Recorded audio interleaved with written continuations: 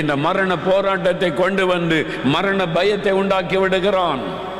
இங்க இருக்கிற யாரோ ஒருத்தருடைய உள்ளத்துல மரண பயம், நான் செத்துருவனோ என்கிற பயம், மரித்து விடு என்கிற சத்தம், தற்கொலை பண்ணிவிடு என்று சொல்லுகிற வார்த்தை, அது உங்களை அப்படியே துரத்தி கொண்டே இருக்கிறது.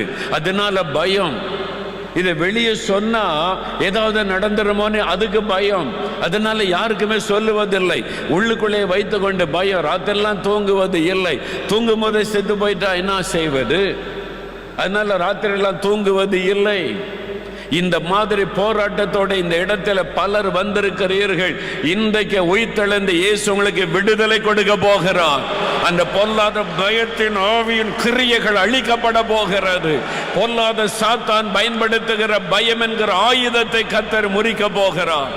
மரண பயத்தை உண்டாக்குகிற ஆவி. எபிரேயர் 2ஆம் அதிகாரம் 14-15 வசனங்கள் வாசிக்க கேட்டோம். ஆதலால் பிள்ளைகள் மாம்சத்தையும் இரத்தத்தையும் உடையவர்களாய் இருக்க அவரும் அவர்களைப் போல மாம்சத்தையும் இரத்தத்தையும் உடையவரானார். மரணத்துக்கு அதிகாரியாகிய பிசாசானவனை தமது மரணத்தினாலே அழிக்கும்படிக்கும் ஜீவ காலமெல்லாம் மரண பயத்தினாலே அடிமைத்தனத்திற்குள்ளானவர்கள் யாவரையும் விடுதலை பண்ணும்படிக்கும் அப்படியானார். ஆவியாயிருக்கிற தேவன் நம்மை போல மாம்சமும் இரத்தமும் உடைய மனிதனாக வந்தார். எதற்காக? சிலுவையிலே நமக்காக மரித்து வெற்றி சிறப்பதற்காக.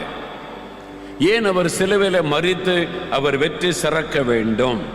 ஏனென்றால் மரணத்திற்கு அதிகாரியாயிருக்கிற சாத்தானை தமது மரணத்தினாலே அழிக்கும்படிக்கு. அல்லேலூயா. சிலுவையிலே இயேசு மரித்த பொழுது சாத்தானுடைய வல்லமையை அழிக்கும்படிக்கு அவர் சிலுவையிலே மரிக்க தன்னை ஒப்பு கொடுத்தார். அதனால்தான் சாத்தான் இயேசு சிலுவையிலே மரிப்பதை விரும்பவில்லை.